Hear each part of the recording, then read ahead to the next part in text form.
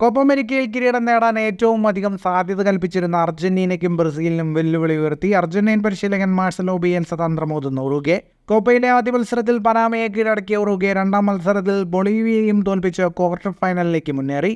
ആധികാരികമായ വിജയമാണ് രണ്ട് മത്സരത്തിലും ഉറുഗ്വെ നേടിയത്. ആദ്യ മത്സരത്തിൽ 1-3 ഗോളുകൾക്കും രണ്ടാം മത്സരത്തിൽ എതിരില്ലാത്ത 5 ഗോളുകൾക്കുമാണ് ഉറുഗ്വെ വിജയം നേടിയത്.